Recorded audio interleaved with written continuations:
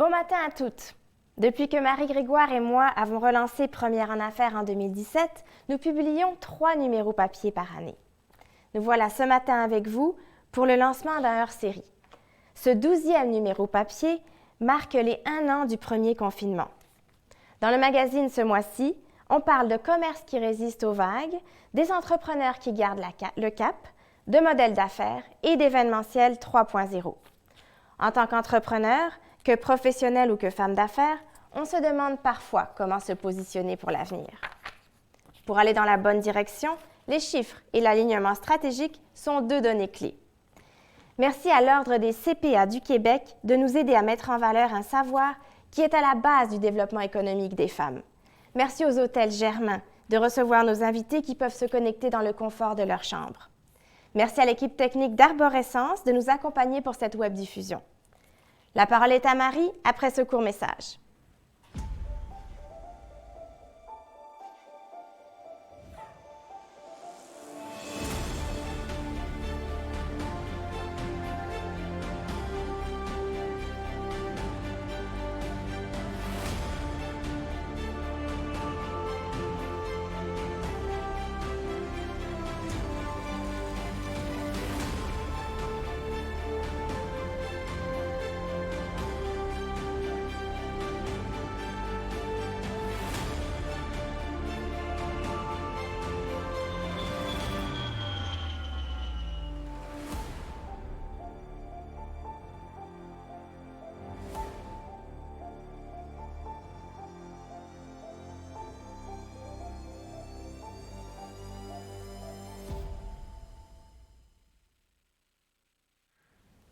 Bonjour, merci Déborah. Oui, ça a été toute qu'une année.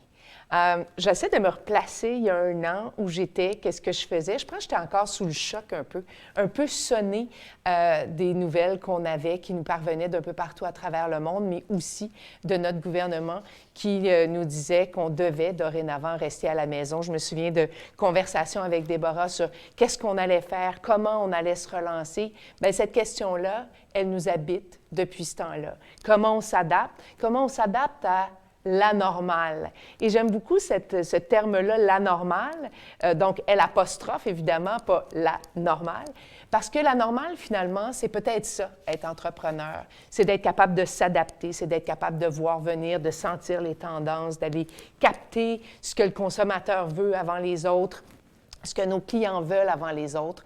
Mais pour ça, ça nous prend des outils.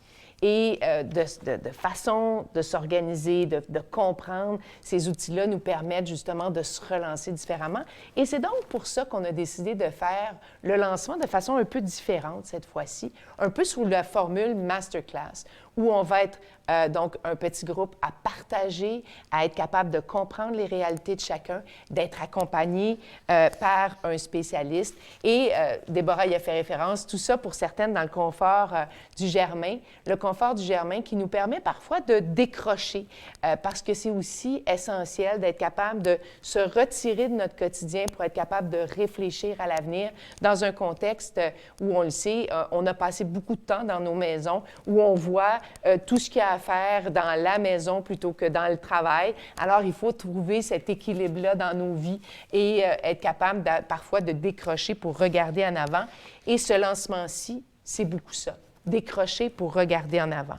Alors, ensemble, on va bénéficier d'une conférence d'une 30aine de minutes de Richard Morisseau qui va venir nous parler justement des meilleures façons d'évaluer la situation financière de notre entreprise, mais aussi de se projeter dans l'avenir à travers la planification stratégique. Et avec ça, je vous le disais, c'est un masterclass, donc il va y avoir des femmes entrepreneurs qui vont poser leurs questions quant à leur réalité.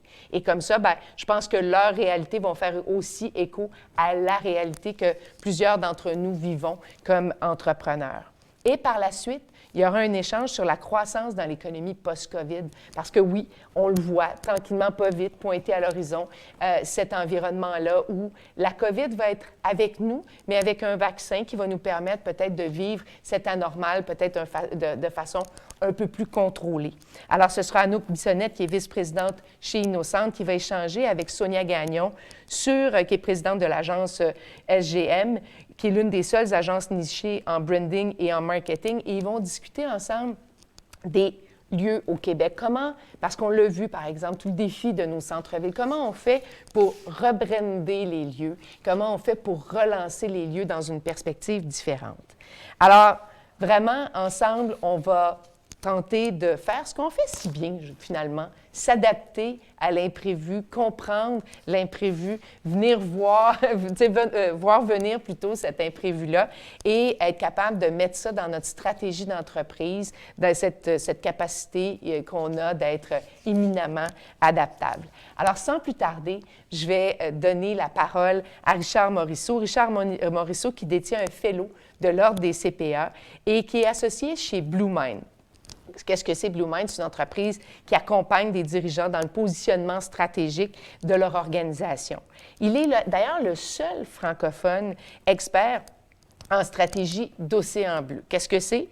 Donc, Océan Bleu, c'est une stratégie qui permet d'accompagner la gestion et la performance dans l'approvisionnement stratégique.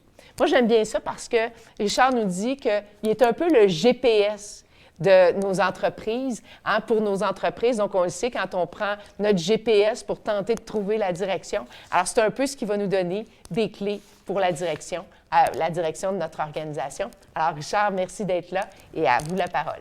Merci beaucoup, Marie, pour cette belle présentation. C'est vraiment gentil. Et merci à Première en Affaires. Merci aussi à l'Ordre des CPA de me permettre d'être avec vous ce matin, mesdames. Alors, comme Marie a mentionné, le monde n'est plus normal. Depuis 1 an, la vie a changé, le monde des entrepreneurs a changé et votre entreprise ou votre organisation a été affectée à différents niveaux. C'est pour ça qu'aujourd'hui, je vais venir vous parler de comment s'attaquer à votre stratégie de retour à la normale, comme tu l'as si bien dit, Marie. Alors, tout d'abord, la COVID n'a pas affecté les organisations de la même façon. On a tendance à voir le négatif, qu'il y a beaucoup de monde qui ont été affectés. Mais la première constatation que vous devez faire, c'est dans quel état est votre bateau. D'accord? Est-ce que votre bateau se retrouve comme ce catamaran sur le toit d'un édifice au milieu d'un grand nombre de décombres? Et là, vous vous posez la question, comment je vais faire pour aller chercher mon bateau là? Ça va me coûter combien pour le réparer? Est-ce qu'il est accessible? Si je réussis à l'accéder, comment je le sors de là puis le ramener à la mer? Peut-être que c'est votre état. OK? Il faut le savoir. Alors que d'autres, la COVID a été très bon pour eux. Ils voguent sur un océan bleu avec les voiles toutes grandes ouvertes. Ça va super bien. Parlez-en aux épiciers, parlez-en aux pépinières, parlez-en aux quincailleries. Eux, ça va très, très bien leur affaire. La COVID a été très bon pour eux. Il y a d'autres organisations pour lesquelles ça a bien été. Ils font face à d'autres problèmes, des problèmes de croissance ultra rapide avec pénurie de main-d'œuvre, problèmes de flux de trésorerie, etc. Ou encore, vous faites partie des survivants désignés que j'appelle.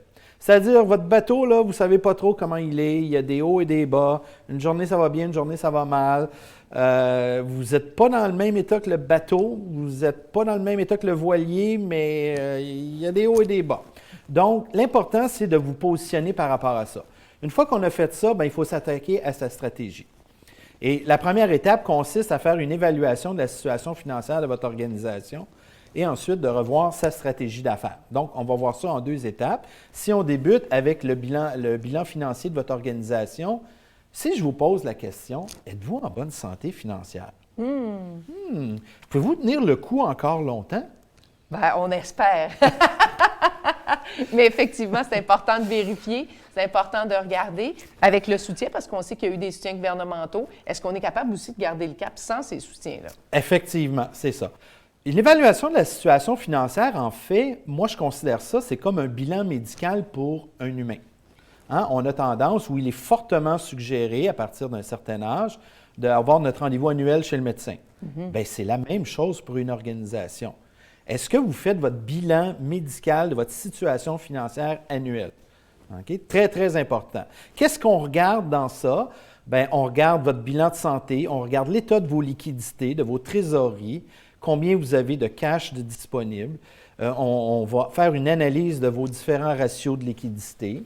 On va regarder votre niveau d'endettement. Est-ce que vous vous êtes beaucoup endetté avec la COVID ou est-ce que non, vous avez été capable parce que vous aviez assez de liquidité pour survivre?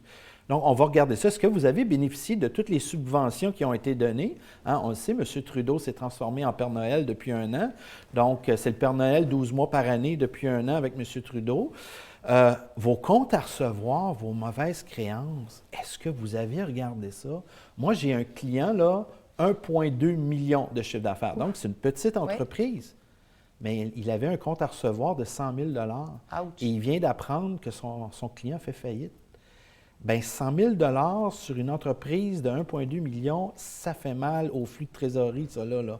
Alors, est-ce que vous avez prévu ça? Est-ce que vous êtes au courant de vos comptes à recevoir? Dans quel état sont vos clients? Informez-vous, posez des questions, interrogez-les, parce que ça risque de vous faire très, très mal. L'autre élément, c'est votre structure de coûts. Si je vous pose la question tout bonnement comme ça, quels sont vos coûts fixes mensuels? Est-ce que vous êtes capable de me répondre instantanément? 10 000, 15 000, 20 000, 50 000, 100 000, c'est quoi vos coûts fixes mensuels? Pourquoi vous devez savoir ça par cœur? Bien, tout simplement parce que ça vous dit la base des revenus que vous devez générer pour payer vos coûts fixes mensuels. C'est aussi simple que ça. Vous devez le savoir par cœur. Est-ce que vous connaissez vos entrées de fonds, vos sorties de fonds mensuelles qui sont automatiques? Est-ce que vous les connaissez? Est-ce que vous avez bénéficié de toutes les sorties, les subventions qui existent? Deuxième élément, c'est de revoir votre stratégie d'affaires. Une fois qu'on a fait notre bilan financier, on revoit notre stratégie d'affaires. C'est de faire un nouveau portrait de l'organisation pour redéfinir notre stratégie. Pourquoi est-ce qu'il faut faire une étape de planification stratégique? Bien, c'est important. C'est notre carte routière. Malheureusement, au Québec, on a une mauvaise tendance. Dans la grande entreprise, dans les entreprises transigées à la bourse, les entreprises gouvernementales comme la SAQ, Hydro-Québec ou toute autre forme de grande organisation, un plan stratégique, c'est obligatoire. Le conseil d'administration l'exige, ça fait partie des responsabilités du PDG. Dans la PME, nous avons une très mauvaise statistique au Québec. C'est très, très peu de PME ont un plan stratégique. Très, très peu, c'est autour de 12, 13, 14 %, mais pas plus que ça. Et il est prouvé qu'une entreprise qui a un plan stratégique réussit beaucoup mieux qu'une organisation qui n'en a pas. C'est prouvé, ça, statistiquement. Donc, ça sert à quoi? Ça sert à prendre du recul, revoir vos stratégies, revoir votre vision. Avant la COVID, vous aviez probablement une vision d'entreprise, d'organisation. Est-ce qu'elle tient encore? Moi, j'en connais que ça a complètement changé, là. OK? Donc, c'est important de la réviser. Pour mieux connaître l'environnement dans lequel on évolue, on fait une analyse de notre environnement, l'état du marché et tout ça. On dégage des stratégies innovantes et performantes. La COVID, là, il faut se démarquer, il faut aller chercher autre chose. Et aujourd'hui, en 2021, on ne gère plus une organisation comme nos grands-pères le faisaient, nos grands-parents le faisaient, c'est-à-dire, je me démarre une entreprise demain matin, puis je fais comme mon concurrent. Puis dans le fond, tout ce qu'ils faisaient, c'est qu'ils allaient leur prendre une part de marché et ils se battaient sur les prix. Puis les marges étaient basses. Aujourd'hui, en 2021, ça ne fonctionne plus comme ça. En 2021, il faut vraiment avoir une proposition de valeur qui se démarque, qui est vraiment différente des autres pour qu'on puisse aller chercher une clientèle qui nous est propre. D'accord? Le quatrième élément, c'est pour faire des choix éclairés d'allocation des ressources. Pourquoi? Parce que quand on fait une planification stratégique, on n'a pas des ressources illimitées. Donc, il faut décider quels sont les montants financiers qu'on va accorder à tel ou tel projet, quels sont les individus qui seront assignés à tel ou tel projet. D'accord? Donc, le but, c'est de mieux planifier, contrôler et rectifier en temps opportun.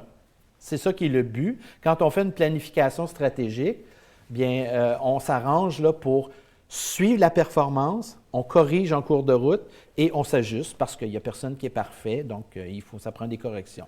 Et il faut donner un sens aux employés. Il faut donner un sens au quotidien. Tellement. Quand vous êtes capitaine d'un navire ou une capitaine de navire, bien, par défaut, il faut que quelque part, les gens perçoivent qu'ils ont le goût de faire le voyage avec vous. Donc, c'est extrêmement important si vous voulez qu'ils vous suivent. Exact. Donc, tu sais, partagez votre passion de votre voyage avec vous. Je pense que c'est Saint-Exupéry qui disait, si vous voulez convaincre les gens de construire un bateau avec vous, ne leur parlez pas de budget, ni de plan, mais partagez votre passion de la mer avec eux. Ils vont embarquer avec vous.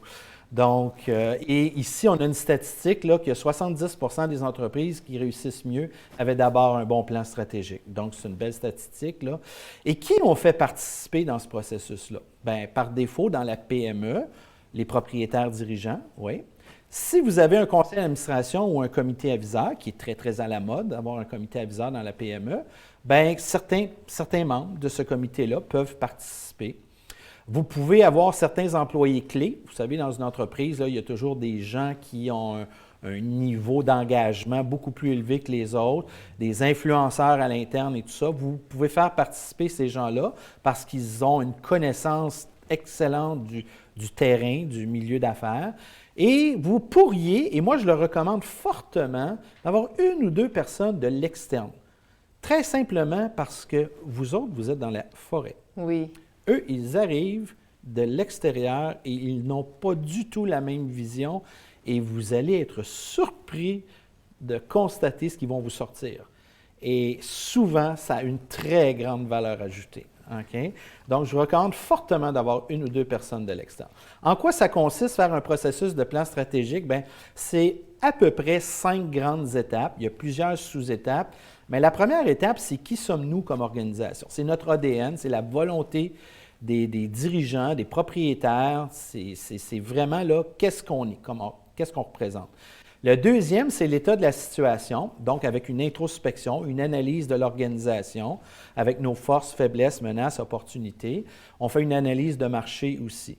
Et une fois qu'on a défini notre ADN et qu'on a fait notre introspection, bien, on fait des constats. Oh! Qu'est-ce qu'on vient d'apprendre?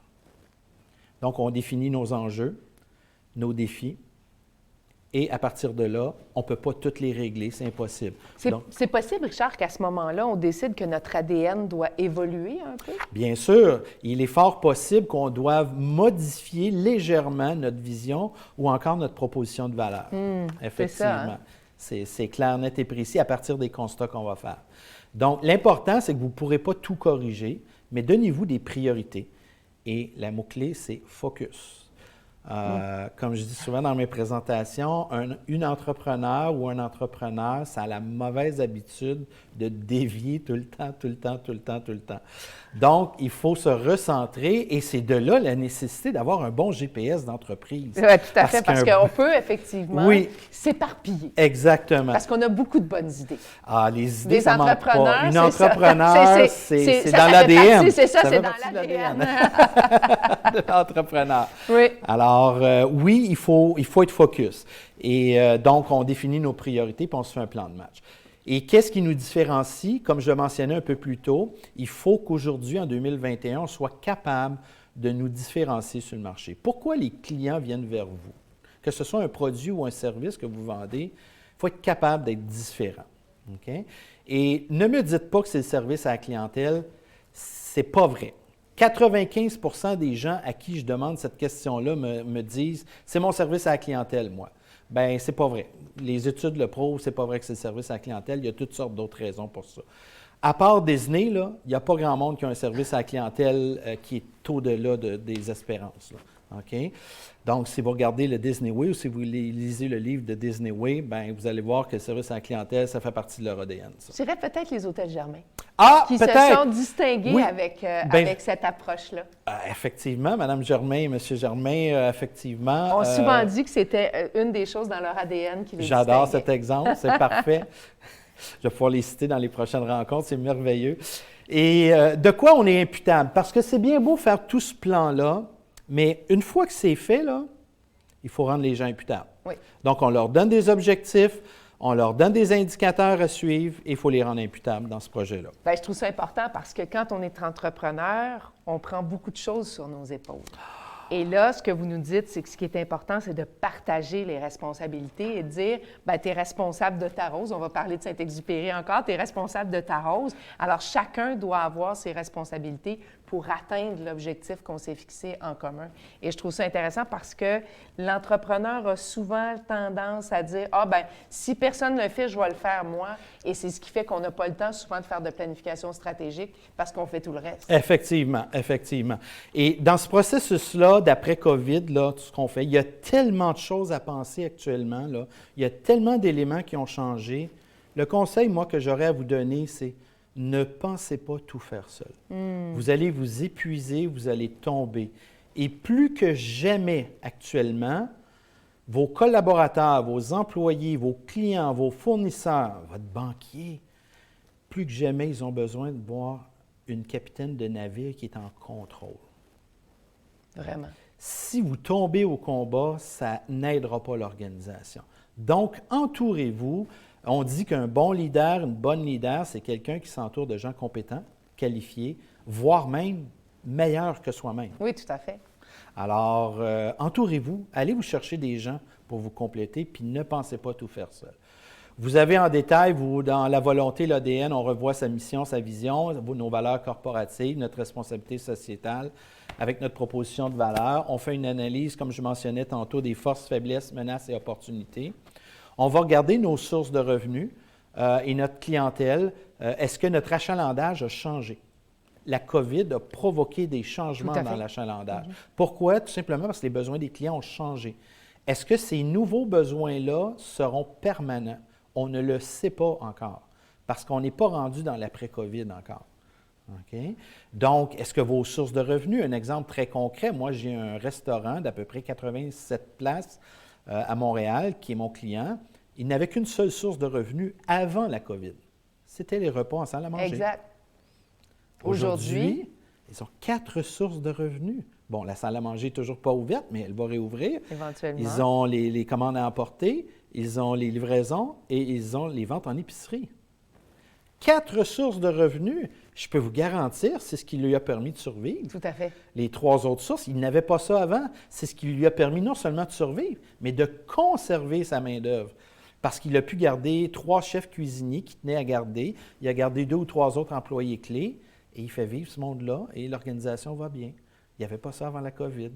Donc, il faut juste sortir de la boîte logique et aller voir comment est-ce qu'on peut se débrouiller dans tout ça. Ça serait intéressant de voir comment, donc, dans ce retour à la normale, comment ces nouvelles opérations-là vont s'intégrer dans le quotidien Bien aussi. sûr, effectivement. Je vous ai donné l'exemple d'un restaurant, mais je pourrais vous donner d'autres exemples là, où il y a eu plein de nouvelles choses qui sont venues chambarder l'organisation parce qu'ils n'étaient pas habitués à faire ces activités-là.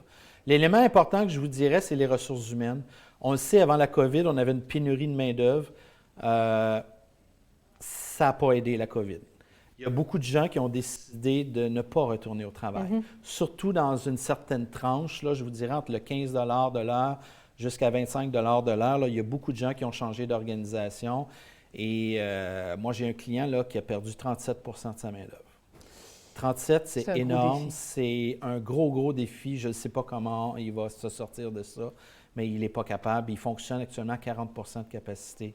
Il ne peut pas fonctionner à 100 Pourtant, lui, il est dans une industrie qui est avantagée par la COVID et il ne peut pas fonctionner plus qu'à 40 Donc, il y a beaucoup d'entreprises qui sont dans cet état-là actuellement. Une fois qu'on a fait ça, nos constats, je vous en ai parlé, d'établir votre différence, je vous l'ai dit aussi, on fait notre plan d'action. Dans un plan d'action, on va adresser nos enjeux, nos défis, nos menaces. L'important, c'est de les traiter.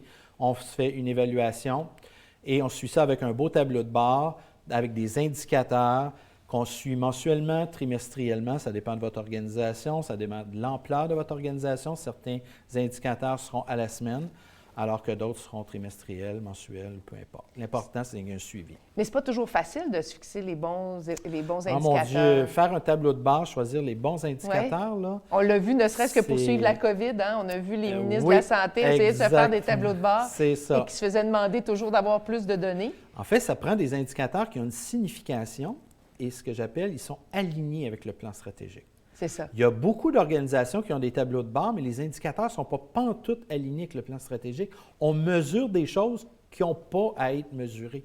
On mesure beaucoup les revenus, donc ce qui rentre. Oui. Mais par exemple, cet enjeu de main-d'œuvre, ça devrait normalement, pour cette personne qui a un enjeu de main-d'œuvre, ça devrait être sur le tableau de bord la capacité de recruter, de maintenir, de garder, de former, de transformer la main-d'œuvre. Là. Ça pourrait être un élément. Bien sûr, oui, effectivement. L'autre volet aussi que moi je trouve important, puis j'ai un cas là, j'ai une entreprise sur la rive sud de Montréal, une manufacture. 83 ou 84 employés, d'une journée à l'autre, 42 employés ont attrapé la COVID. Ouf! Ça, c'est 50 du personnel. Tous les autres en quarantaine, ceux qui l'ont attrapé sont déclarés malades. On a fermé l'usine pendant 3 à 4 semaines. Encore là, c'est un client qui avait été favorisé.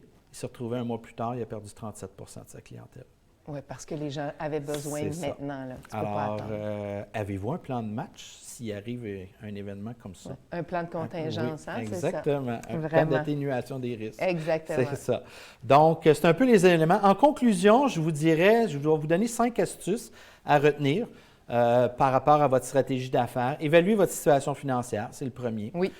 Très important, l'état de vos liquidités, il vous en reste combien de temps? Revoir votre plan de match, refaire votre plan stratégique. Si vous n'en avez pas, c'est le temps d'en faire un. Ensuite, on va établir votre stratégie pour vous différencier, donc pour être différent de la compétition, pourquoi les gens vont venir vers vous. Vous allez vous donner des objectifs avec des bons indicateurs que vous allez mettre dans un tableau de bord et vous allez ensuite responsabiliser les gens, leur donner des responsabilités. Ne pensez pas tout faire seul. C'est tellement un bon conseil. Vous allez tomber au combat. Vous allez tomber au combat. Soyez forts. Le plan stratégique, il doit être simple. S-I-M-P-L-E. Simple. C'est tout simple que ça. Donc, simple dans son efficacité, innovateur, il doit être mobilisateur, il doit être pertinent. Pas un plan stratégique juste pour avoir un plan stratégique. Il doit être logique et cohérent et il doit être facilement évaluable. C'est ça, donc on doit être capable de le suivre. Oui, parce que ça ne donne rien d'avoir un plan stratégique si tu ne le suis pas en cours de route. Oui, parce qu'on le voit souvent dans les organisations.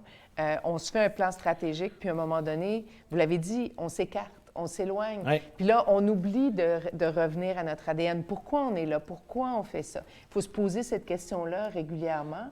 Mais ce que je comprends aussi, c'est que, puis c'était dans votre première intervention, on avait dit qu'on se tutoyait dans tes premières interventions, c'est qu'il faut aussi, si on ne veut pas avoir de surprise, développer une proximité et je dirais, je sais pas, tisser des liens avec nos fournisseurs, avec nos clients, pour être capable de voir venir. Parce que, on parlait de celui qui a un compte à recevoir, mais c'est vrai aussi pour un fournisseur de quelque chose de stratégique dans notre chaîne de fourniture. Si on perd cette relation-là, bien, ça peut mettre en péril notre organisation. Bien, en fait, vous apportez un excellent point. C'était dans une des diapos, l'état de vos fournisseurs stratégiques. Pas tous vos fournisseurs. Non, on ne peut pas être ami avec tout le monde.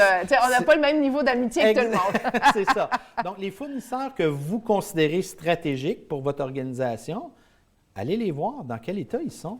Et vous risquez d'avoir des surprises. Moi, j'en ai un là, ça me rentre dans le manche. Là. OK? Donc, là, il doit regarder pour un plan B. Là. Il doit trouver un autre fournisseur. C'est ça. Parce qu'il y en a un qui risque de tomber et ça va lui faire très mal. Donc, allez voir vos fournisseurs, renseignez-vous sur eux, informez-vous. Des fois, ils ne voudront pas vous le dire, mais allez voir les banquiers. Les banques sont au courant de tout. Là. Oui, c'est ça. On est capable de trouver de l'information parfois, parce que c'est difficile quand on est un fournisseur de choix pour un de nos clients, de lui dire qu'on a de la difficulté parce qu'on ne veut pas le perdre et accélérer notre perte.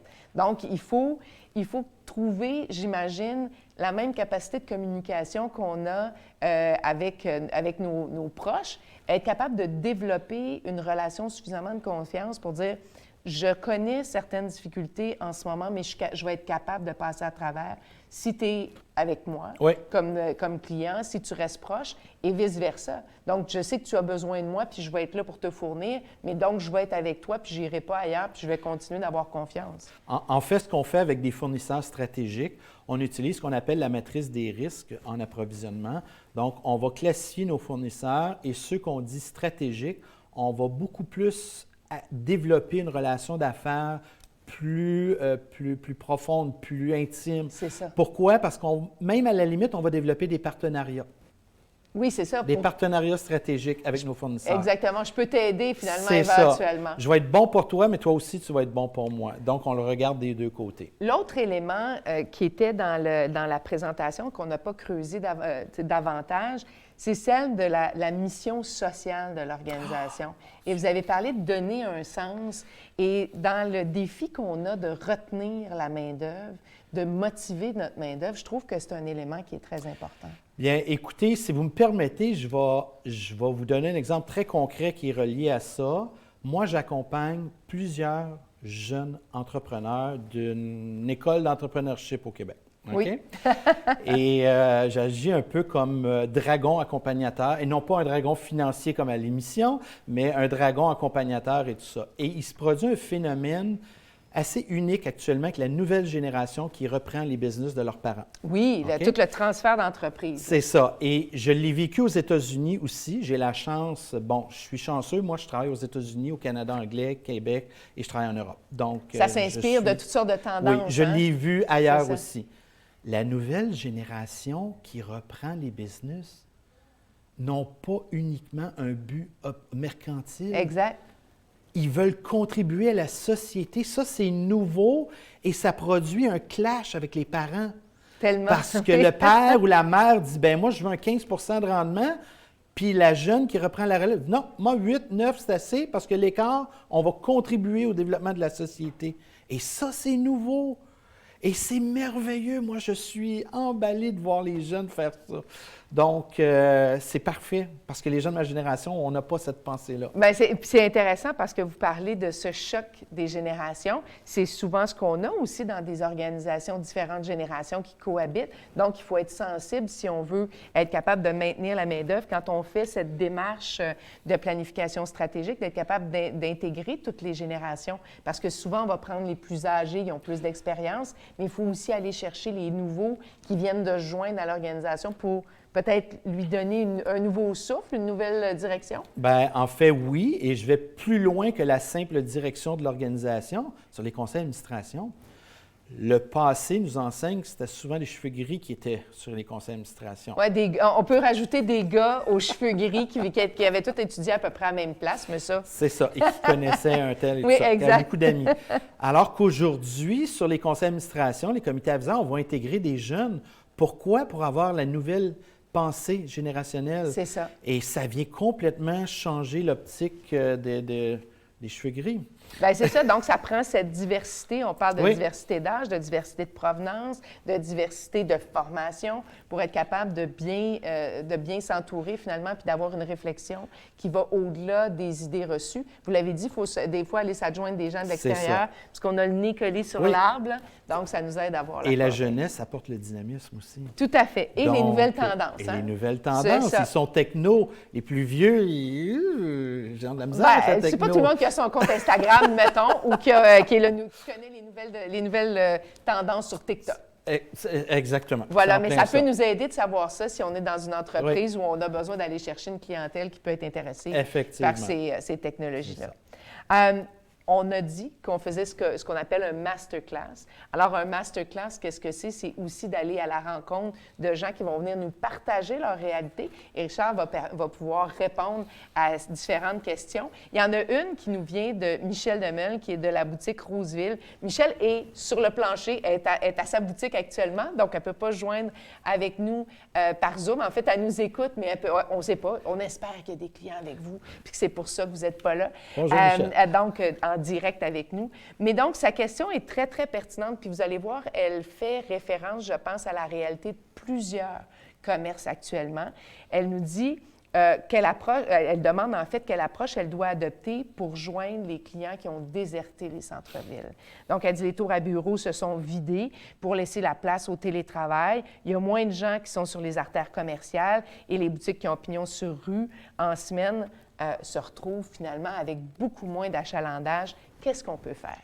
Évidemment, c'est une situation qui est très triste, mais qui n'est pas unique à Montréal. Toutes les grandes villes du monde vivent exactement la même chose actuellement.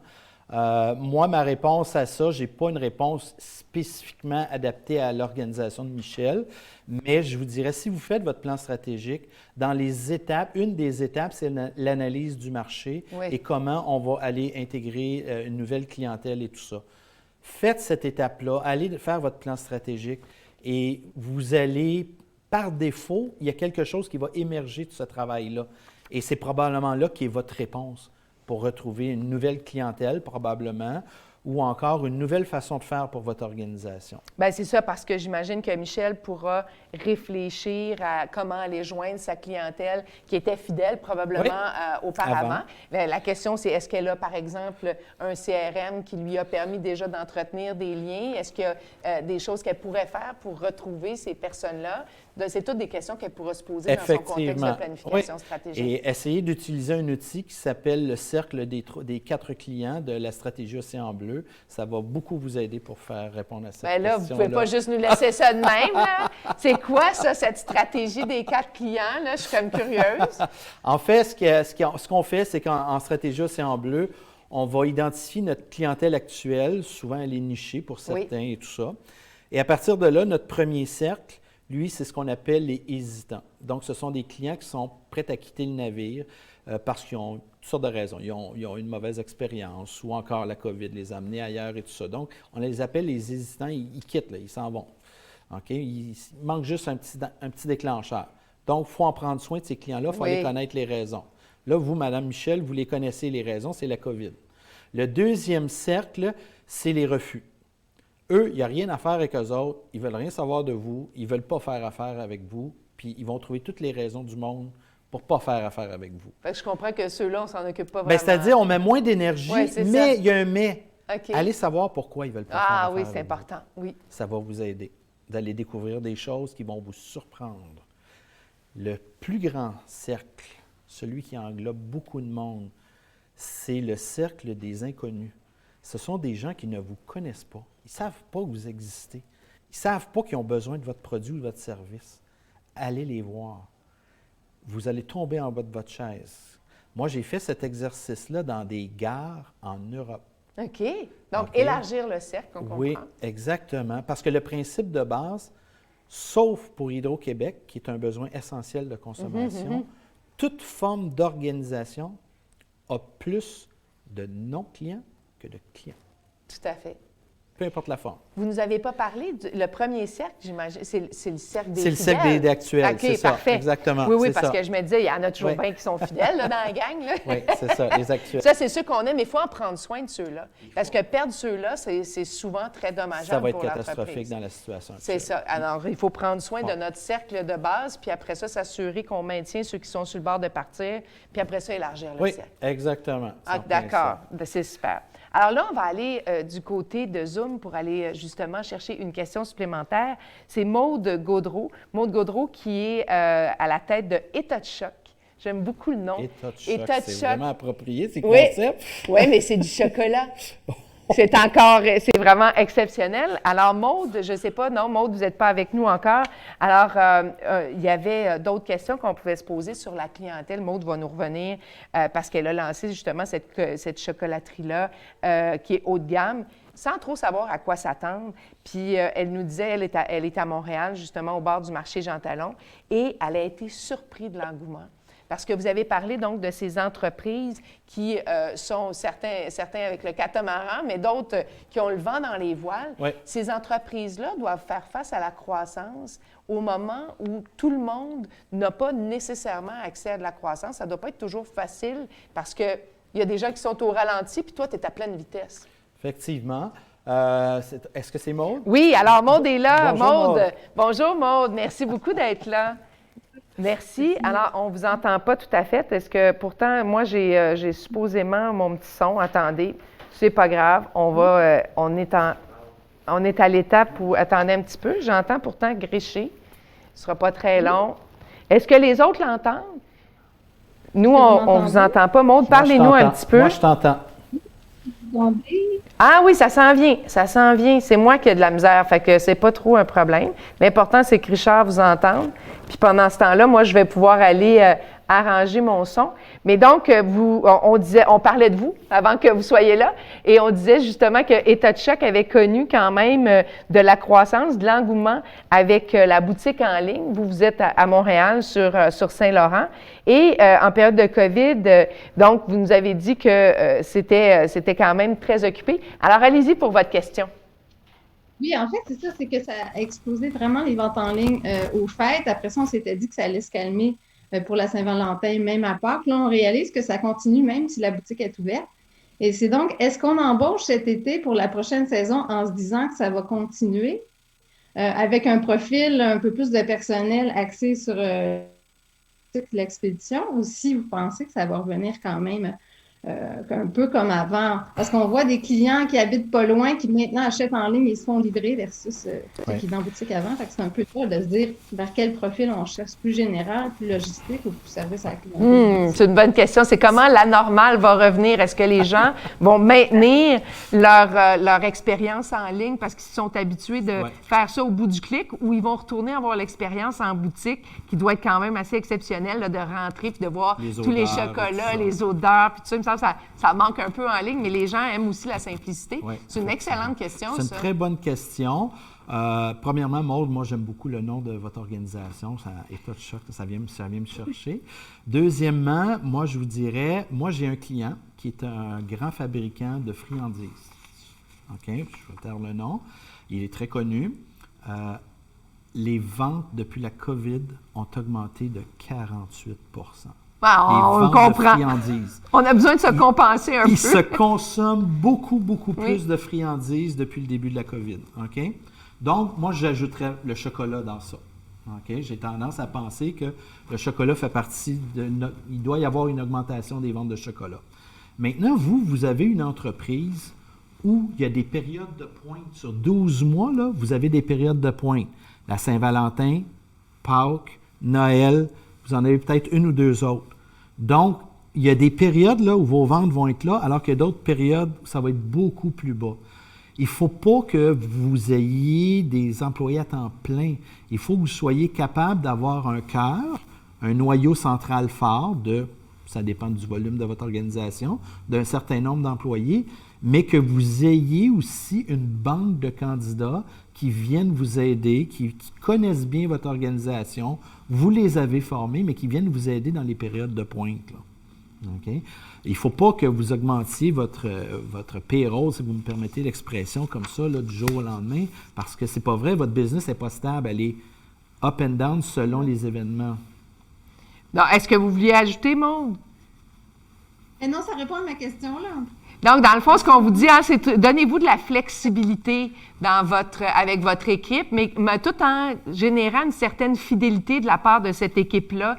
Donc, de maintenir les liens, même si ce n'est pas des employés à temps plein, ça veut dire qu'on les inclut peut-être dans nos activités aussi qu'on fait de team building puis tout ça. Donc, comme ça, ils sont toujours engagés avec vous puis sont là pour répondre à la demande quand c'est le temps. Et moi, je vous dirais même que dans votre domaine, là, le chocolat, là, moi, je pense qu'il y a beaucoup de monde qui serait prêt à travailler juste à des moments précis dans l'année. Beaucoup de monde serait surpris. Ah, vous m'appellerez. Oui, vous alliez dire? Oui. Oui, il y a des clients qui viennent et nous disent, même si vous avez besoin d'aide, appelez-nous parce qu'on veut travailler ici. Ah, c'est le fun. Ben, c'est ça. Parce que vous avez créé cette communauté. Les gens ont envie que ça continue aussi. Quand on aime nos fournisseurs, quand on aime les boutiques où on va, on n'a pas envie qu'elles disparaissent. Donc, on a envie de s'assurer qu'ils ont du vent dans leur voile. Merci beaucoup, Maude. Bonjour. On va maintenant du côté d'Élise, Élise Tastet de chez Tastet, qui, elle, se préoccupe au niveau financier de savoir si les soutiens vont être là. Élise, à vous la parole. Oui, bonjour. Bonjour. Oh, ça fait bizarre. Premièrement, merci beaucoup de nous avoir inclus dans le numéro. Merci aussi de nous laisser ce matin prendre parole. Moi, en fait, ma question, c'était au niveau des subventions.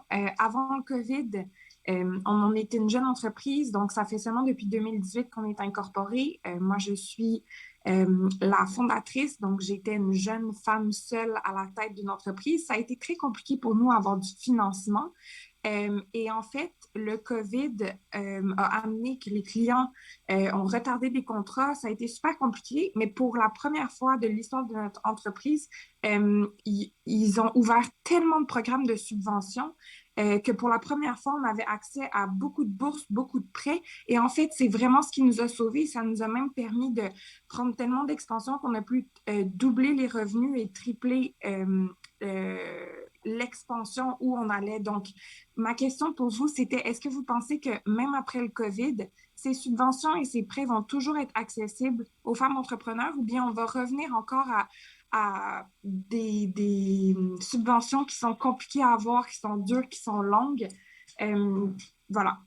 C'est une question hyper intéressante parce qu'on en a parlé, mais on parle de ces prêts pardonnables qui vont être pour des entreprises un peu plus grandes. Je sais que le gouvernement du Québec a un plan pour l'entrepreneuriat au féminin, mais est-ce que donc ça va se poursuivre? Puis est-ce qu'on va avoir appris, dans le fond, de la COVID et du soutien qu'on a apporté aux entreprises? En fait, ce qui va se passer, c'est que j'ai pas de boule de cristal, mais vous êtes dans un domaine, moi j'ai lu votre document, là, votre question, et vous êtes dans un domaine où vous vendez un service. C'est un service que vous offrez. Et ça, c'est de l'intangible. Et par défaut, traditionnellement, les banques ne sont pas très réceptives à financer de l'intangible. C'est pas très. Donc, vos choix sont limités à la BDC, à Investissement Québec ou encore à d'autres formes de prêts là, qui ne sont pas avec les institutions financières traditionnelles. OK? Pour ce qui est des subventions gouvernementales, bien là, je vais peut-être jouer dans le terrain de prédilection de Marie. Je pense que M. Trudeau va jouer au Père Noël jusqu'aux élections, jusqu'à temps qu'il redevienne premier ministre à nouveau. Et après ça, ça risque de... Il va couper parce qu'à un moment donné, il faut arrêter. Le budget n'est pas illimité, là. Déjà, on va fracasser des records en termes de déficit. Il va falloir qu'il arrête à un moment donné, là. Mais je dirais quand même que oui, moi je pense que ça va diminuer, donc l'apport en subvention va diminuer, mais l'entrepreneuriat au féminin, je pense, va rester une cible importante pour les gouvernements, que ce soit le gouvernement du Québec ou le gouvernement fédéral. Et ça va sans doute aider pour aller chercher du financement parce qu'on va vouloir maintenir le nombre d'entrepreneurs au féminin. Ça, c'est clair. On va vouloir en stimuler davantage. Oui. Alors, je sais que on a entendu que les gouvernements ont cette préoccupation-là de s'assurer que l'entrepreneuriat au féminin soit soutenu. Donc, ça sera peut-être pas aussi flexible, aussi souple que ce qu'on a connu. Là, on l'a vu là, avec le soutien salarial, entre autres. Là, les subventions salariales, c'était relativement simple à aller chercher. Je pense que ça va devenir un peu plus compliqué. Il va peut-être y avoir plus de reddition de comptes, mais au bout du compte, il va quand même rester, on espère, un petit quelque chose. Je pense que ça va aussi l'ampleur, parce que les économistes disent que là, il y a peut-être, je dis bien peut-être, un tsunami de faillite qui s'en vient. Là. Oui. Et je pense que ça va dépendre de l'ampleur de ce tsunami-là. Est-ce que le gouvernement va vouloir en sauver? C'est ça. Jusqu'à quel point? Jusqu'à quel point ils vont vouloir sauver des entreprises. Ça va vraiment être influencé par l'ampleur. Donc, merci beaucoup, Élise, puis bonne chance pour la suite. Merci infiniment. On va maintenant du côté de Vicky Boudreau. Vicky qui est à la tête de Bicom. Bonjour, Vicky. Bonjour, ça va bien? Ça va toujours bien, oui. Alors, allez-y pour votre question, Vicky. Oui, en fait, j'aimerais faire une petite aparté en commençant par rapport au plan stratégique. Je veux juste partager une petite anecdote. Là. Nous, quand on est plongé dans la crise, on a comme perdu un peu nos statuts mensuels par rapport à suivre le plan, etc. Puis on s'est sorti la tête de l'eau 4 mois plus tard pour se rendre compte qu'on avait instinctivement, ou parce qu'on savait que c'était des choses qu'on avait à faire, mais on avait avancé sur le plan quand même.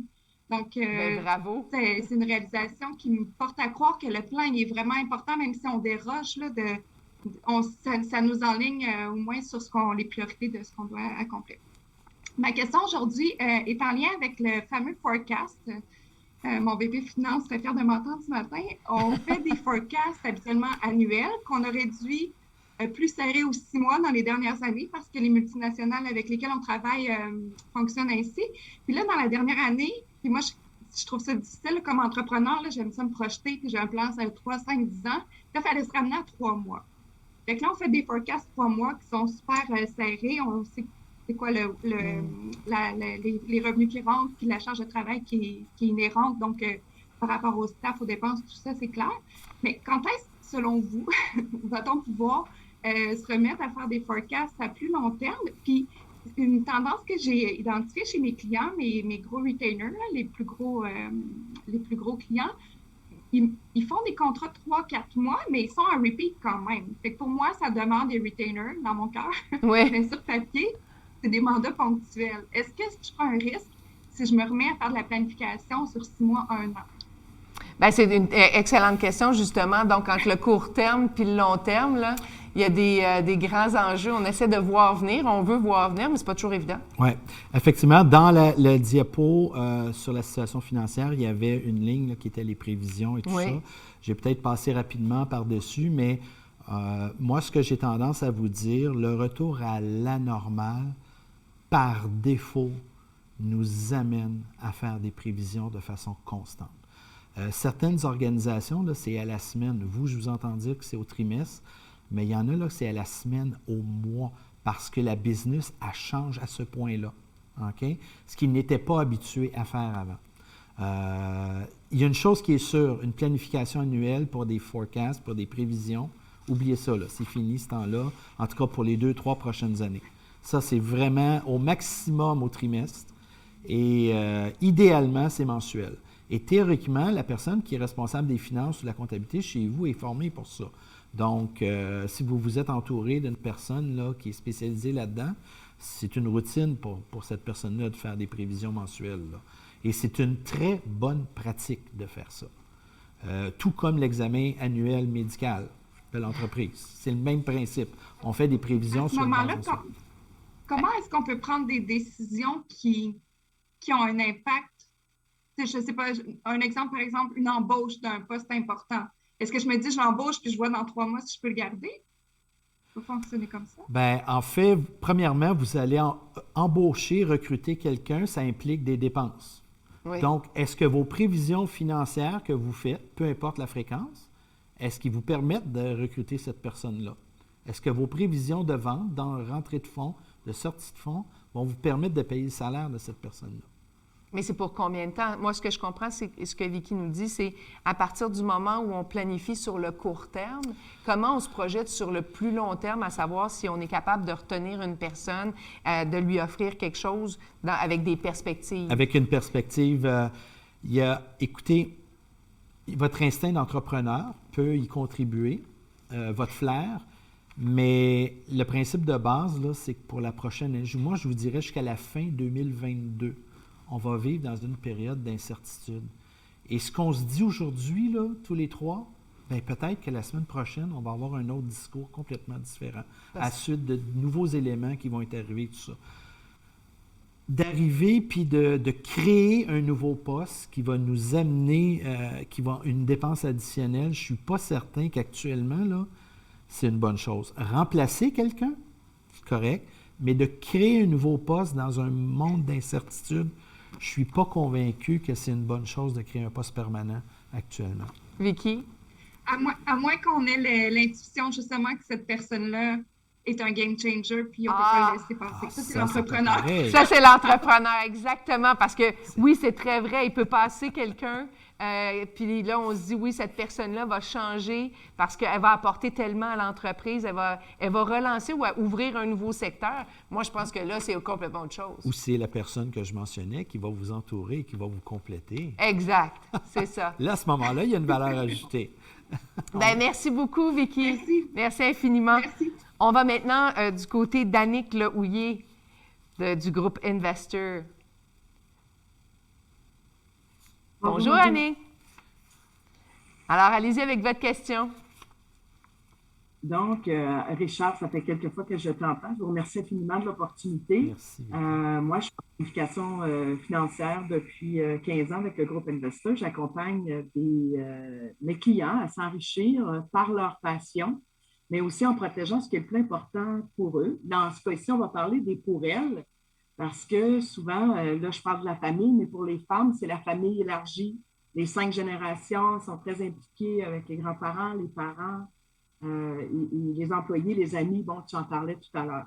Richard, puis j'aime cette discussion-là avec les questions qui ont déjà été posées parce que c'est mon quotidien. Mais Richard, j'aimerais que tu fasses peut-être un conseil puis tu l'as nommé, bien s'entourer, avoir les bonnes personnes. Aujourd'hui, la complexité des choses fait que les gens ne peuvent pas faire ça seuls. Comment, tu disais que tu accompagnes des jeunes à une école qu'on nommera pas, mais moi, je ramène ça la même chose aux femmes. C'est pas non plus générationnel. Souvent, tu disais ce bel exemple-là que les jeunes pensaient différent d'entreprise, mais moi, je le vis depuis 25 ans. Les femmes ont toujours pensé aussi différemment. Donc, comment tu arrimes tes conseils ou tu le suggères de protéger leur patrimoine personnel, mais d'arrimer ça avec leur entreprise? Par défaut, être entrepreneur, ça veut dire gérer une business, mais ça veut aussi dire gérer son patrimoine. Donc là, depuis un certain nombre d'années, les femmes ont pris la place qui leur revenait et enfin, il y a des femmes sur le marché du travail, il y a des entrepreneurs et c'est nouveau, ce volet-là, pour les femmes. Et il faut non seulement prendre soin de son organisation, mais aussi de son patrimoine. Et pour ça, il faut s'entourer, il faut être capable de comprendre tous ces éléments-là. Et autant je vous disais tantôt qu'il faut faire un bilan médical de l'organisation, bien autant il faut faire le bilan médical de sa santé financière personnelle, son patrimoine. Et une autre des raisons pour ça, c'est que souvent, ce n'est pas toujours le cas, mais très souvent, lorsqu'on veut obtenir un prêt avec la banque ou une institution financière, oui, on va exiger un cautionnement ou quelque chose en garantie. Et si votre patrimoine, vous n'avez pas mis votre situation financière personnelle à jour, ça va être très difficile d'obtenir un prêt pour votre entreprise. Okay? Donc, moi, je vous dirais, oui, la situation financière de l'organisation, mais aussi personnelle, elle est aussi importante. Et elle doit être à jour dans les deux cas. Bien, j'ajouterais, moi, je ne sais pas si Annick est d'accord, mais on a, comme entrepreneur, souvent tendance à investir tout dans notre organisation et oublier d'en sortir parfois puis de le mettre de côté parce qu'on réinvestit, parce qu'on croit en notre projet d'entreprise.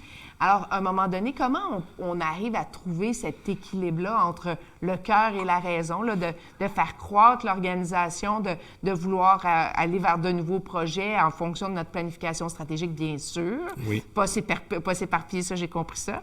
Mais comment on fait ça? Parce qu'on se dit tout le temps, on est en train de monter quelque chose qui va être notre capital à la fin, oui, quand on le cédera, par exemple. Bien, en fait, une des façons, ce n'est pas la seule, mais une des façons de se développer un patrimoine personnel, c'est d'aller se chercher une distribution des profits dans l'entreprise et de se la verser sous forme de dividendes. Ça, c'est une des façons. Mais une distribution de dividendes, c'est une distribution des profits de l'entreprise. Oui, c'est ça. Donc, on ne peut pas prendre 100% des profits de l'entreprise puis se les donner parce qu'on met en péril l'organisation. Donc, il faut se donner des balises. En fait, il faut se donner un genre d'objectif personnel, dire, OK, j'ai besoin, moi, pour me bâtir un patrimoine de X milliers de dollars par année, que je le reçois sous forme de salaire, de dividendes ou peu importe, mais je fais ma planification en fonction de ça.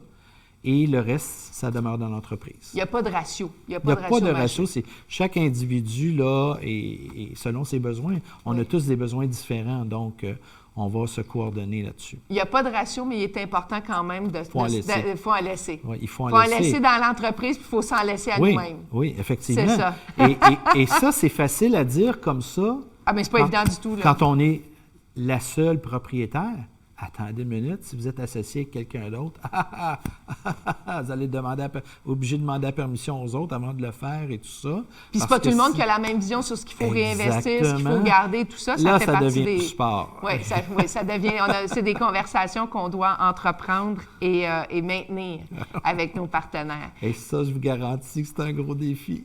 Oui, tout à fait. C'est ce qui est le plus difficile. Moi, je pense que les relations de couple puis les relations de partenaires, là, pas mal équivalent. C'est une relation de couple. Tout à fait. En partenariat d'affaires. Tout à fait. C'est juste qu'elle n'est pas amoureuse, elle est affaire. Oui, exactement. C'est la même chose. Est-ce qu'Annick, ça répond à votre question? Oui, merci beaucoup. Merci beaucoup. Merci. Même s'il n'y a pas de ratio, c'est certain qu'il doit y avoir quand même un minimum d'épargne effectuée pour se payer soi-même. Le premier chèque de paye devrait être le nôtre sans Oui. attendre que ce soit notre entreprise 100% qui va nous le donner dans 20 ans ou 25 ans. Ouais. Bien, c'est un sage conseil, puis c'est un conseil auquel on ne pense pas souvent parce qu'on est très investi dans notre organisation, puis on a l'impression qu'on bâtit notre patrimoine avec notre organisation, mais il faut être capable de doser. Moi, c'est ce que je comprends de votre conversation. Merci infiniment. Maintenant, on va du côté de Caroline Roy de chez Léger, notre partenaire, entre autres, du Super Palmarès. Bonjour, Caroline. Bonjour. Bonjour. Alors, vous aviez une question, vous aussi. Oui, moi, c'est en lien avec les indices de performance ou la performance des organisations. Nous, chez Léger, on travaille beaucoup avec les entreprises, on crée différents indicateurs et avec ce que vous avez dit, qu'on ne gère plus comme nos grands-pères, que les femmes pensent autrement, en plus qu'il y a un défi générationnel où la génération X et plus, il y a un regard plus financier alors que les jeunes ont un impact, mesurent plus l'impact social. Comment face aux investisseurs, on évalue la performance d'une organisation. Est-ce encore principalement financier ou il faut ouvrir vers d'autres indicateurs qui ont de l'impact? Là, vous avez bien dit dans votre question, face aux investisseurs. Oui. Vous l'avez précisé. Alors, les investisseurs sont plus traditionnels encore. Oui, ils n'ont Donc, pas changé. Eux autres, la valeur sociale, c'est ça. Ça doit pas être allumé des Quoique, tonnes. il y en a certains qui commencent à changer parce que on voit aussi là, l'impact générationnel commence à se sentir dans les institutions financières. Donc, intéressant, ça. Ça veut dire que Ouais. vous êtes en train de nous dire qu'avec une planification qui a d'ordre social, mais d'ordre avec les aspects financiers aussi, donc les deux peuvent avoir de la valeur pour notre banquier Oui. ou notre investisseur. Oui, effectivement. Ah, bien ça, j'aime ça, C'est nouveau moi. aussi, c'est Oui. un nouveau phénomène. Là. Oui. Donc, il y a les indicateurs traditionnels là, qui sont le chiffre d'affaires, la marge brute, le profit net, le bénéfice net, la rentabilité par division, par produit, tout ça. Ça, c'est des indicateurs traditionnels. Mais si vous avez un bon tableau de bord, il va être ce qu'on appelle équilibré. Et votre tableau de bord va avoir des indicateurs qui sont à la fois financiers, qui sont à la fois axés sur la clientèle, à la fois axés sur les ressources humaines et sur l'efficacité de l'organisation. De plus en plus, on va retrouver maintenant 6 axes dans les tableaux de bord. On va retrouver un 5e axe qui s'appelle l'axe de gouvernance. Si votre organisation a un conseil d'administration ou un comité aviseur, il y a maintenant des nouvelles responsabilités et on va avoir des indicateurs strictement réservés pour la gouvernance. Et vous avez le 6e axe qui est l'axe sociétal, environnemental, la contribution à la société. Okay? Que les nouvelles générations, vraiment, là, c'est omniprésent pour eux. Tout à fait. Donc, il y a plusieurs indicateurs qui Absolument. vont... Moi, j'ai travaillé pour une grande entreprise, là, pas la nommer, qui s'appelle AXA. Et AXA est transgé à la Bourse de Paris. Et toute entreprise transgée à la Bourse en Europe, ils doivent avoir des indicateurs sur l'environnement. Et chez AXA, on mesurait la quantité d'eau qui était consommée. C'est incroyable, là, la quantité de papier qui était utilisé. Il y avait plein d'indicateurs là-dessus. Donc, il y a vraiment une transformation qui est en train de s'effectuer sur le rôle de l'entreprise dans la société, la protection de l'environnement et tout ça. Il y a des nouveaux indicateurs qui arrivent, là. Et ça, on n'avait pas ça il n'y a pas plus tard que 10 ans, là. C'est vraiment un nouveau phénomène, là. Et donc, c'est l'importance de suivre ces tendances-là. Comme on dit chez Léger aussi avec l'étude de jeunesse, il faut suivre les jeunes parce que c'est eux qui dictent vers où on s'en va. Donc, il faut les voir émerger, là, ces tendances-là. Effectivement, oui. Et vous avez parlé d'investisseurs. Et là, je précise, il y a des investisseurs publics qui ils ont ce qu'on appelle des fonds verts. Oui, tout à fait. Bien, j'allais Ben, dire des eux fonds autres, sociaux, c'est ça. des fonds verts, Exact. parce qu'il y a des fonds qui permettent d'investir en économie sociale. Donc, il y a différents fonds en fonction de la mission qu'on se donne dans l'entreprise. On ne visera pas le même organisme pour s'autofinancer, là. C'est intéressant. Bien, merci beaucoup, Caroline. Moi, je vous merci. garde. Vous êtes là avec nous parce que, justement, je voulais parler de ça, les tendances. Moi, je serais curieuse de vous entendre sur ces tendances que vous voyez venir. Je sais que Vicky donne des conférences, entre autres, avec les micro-influenceurs, donc des gens qui influencent une façon différente de communiquer avec les différentes clientèles.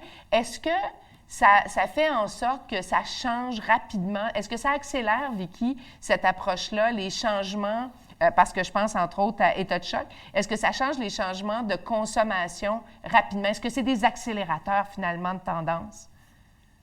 En fait, je pense que le focus des clients, le client qui a dû augmenter sa présence en ligne ou qui était déjà en ligne se rend compte de l'importance de la relation du service à la clientèle qui doit être transposé au virtuel. Donc, tous les points de contact du moment où le client fait une recherche sur Internet par rapport à la réputation de la marque, par rapport à l'offre de services, de produits qui est disponible, c'est un point. Et là, ça va jusqu'avec nos plus gros clients. On est en train de faire de la modération sur les commentaires reçus sur Amazon. Donc, Amazon, qu'on le veuille ou non, devient une boutique en ligne pour certains clients qui n'y étaient pas avant. Et avant, ils avaient les yeux fermés, ils se préoccupaient peu de ce qui était dit sur eux, sur ces plateformes-là. Maintenant, on doit être présent. Donc, nous, on les accompagne là-dedans avec nos ressources en numérique pour s'assurer que le service, la relation qu'ils ont avec leurs clients soit répertorié à chaque point de contact. C'est quelque chose qui est assez nouveau, là. Ce sera un des puisque grands défis. l'expérience en personne est moins là. Ouais, ce sera un des grands défis du panier bleu. Oui, mais c'est très vrai. C'est très, très vrai. Ça fait partie de ces grands défis-là. Maude, est-ce que vous sentez ça, vous, cette importance-là dans votre entreprise quand on parle de la planification, d'avoir cette présence et la place que peut avoir le commentaire d'un consommateur? Est-ce que ça joue, est-ce que ça a un gros impact sur le quotidien de votre entreprise? Est-ce qu'on entend Maude? Pas. Moi, j'entends pas Maude. Non. Elle ne sera pas très longue, Maude. Attendez encore. Maude, on a un sacrilège. Là, il y a quelque chose... Il y a trop de chocolat sur la ligne. Votre micro est éteint, Maude. Votre micro... Est-ce que c'est possible d'allumer votre micro, Maude? Oui. Oui. Ah, super. Voilà. Oui. Alors, Maude, c'est ça, on se demandait, est-ce que justement, dans votre planification, quelle place ça prend, ça, la place des commentaires et tout ça sur le web? Ça prend quand même de plus en plus de place et les gens s'attendent à une réponse de plus en plus rapide aussi. Et c'est pas juste sur le site web, c'est maintenant par Instagram, sur Facebook, les réponses aux commentaires Google. Je dirais qu'il y a un an, il y en avait moins, mais maintenant, il faut en tenir compte là, dans notre temps aussi, puis dans la gestion des commandes, parce que ça vient de partout. On ne peut pas juste dire on s'en occupe pas, là, ça joue une grande place.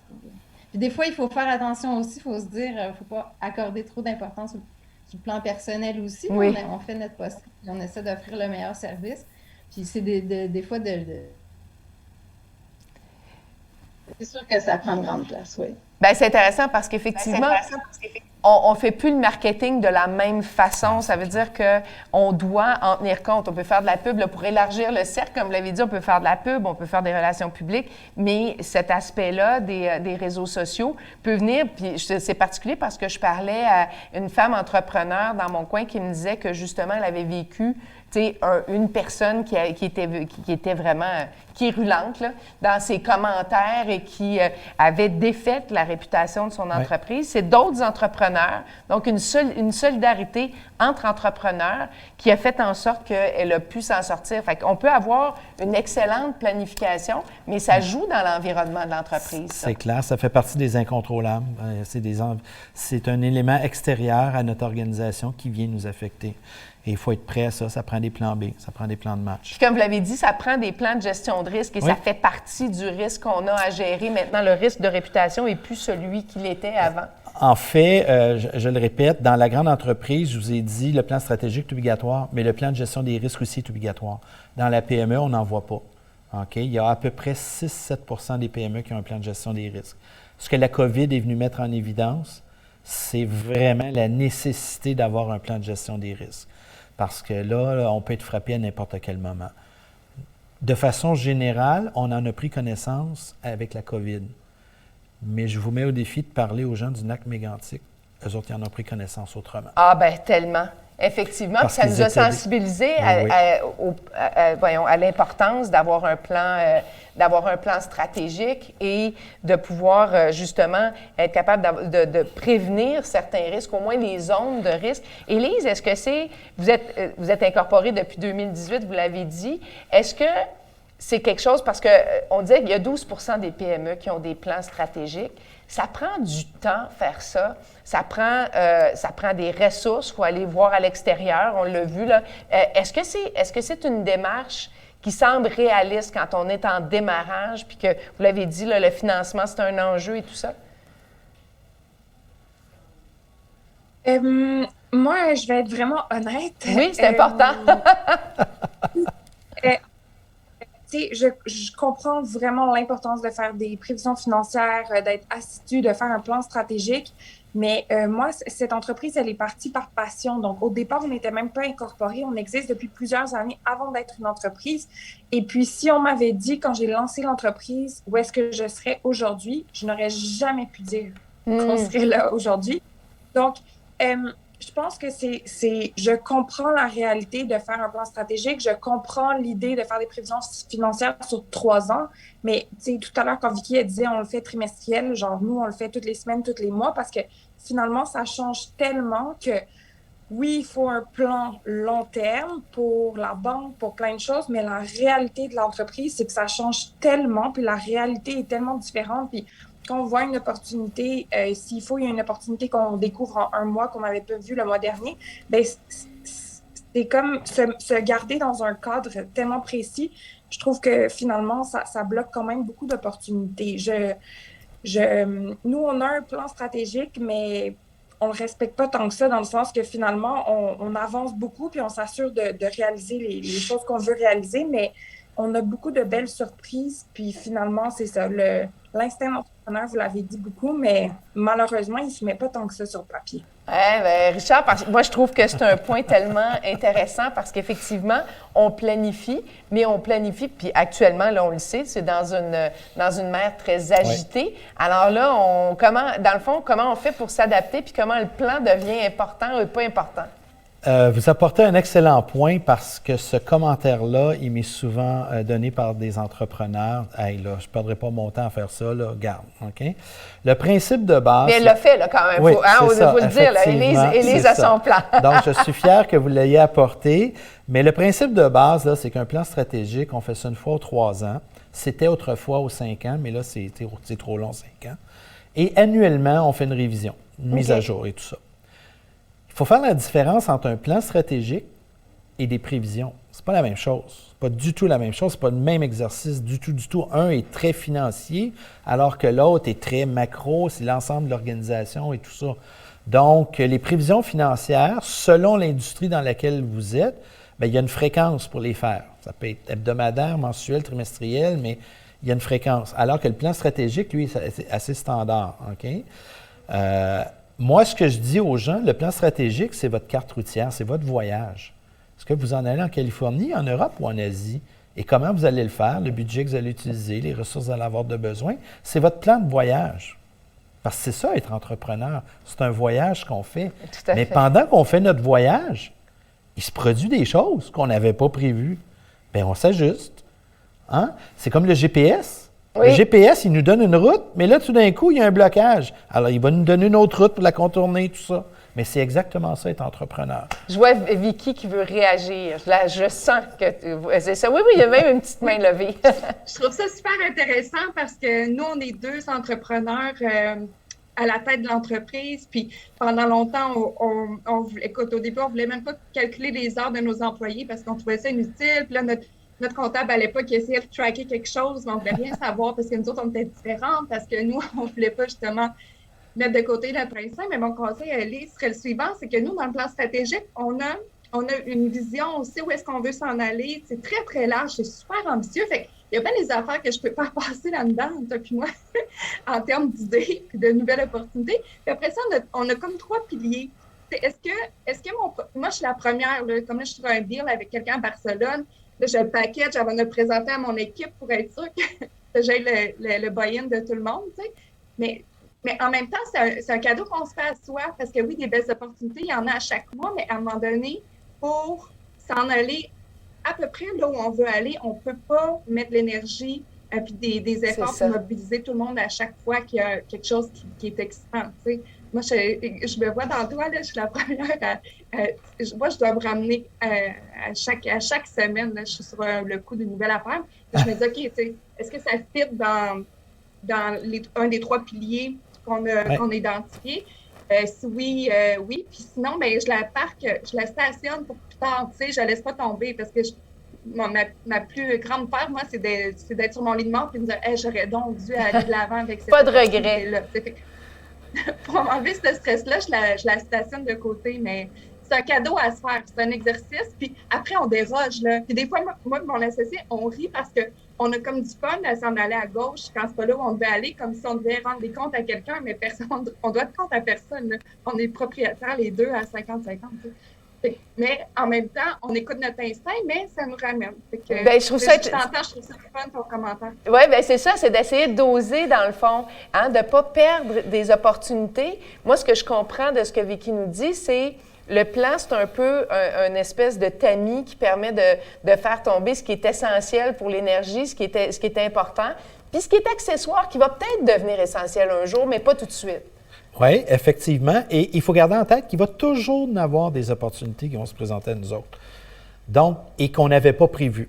Mais on a tellement peur des échapper. Bien, c'est ça. Mais il faut vraiment se limiter à, comme tu mentionnes, tes 3 piliers, bien, c'est ça. Bien, est-ce que cette opportunité-là rentre dans une des 3 cases?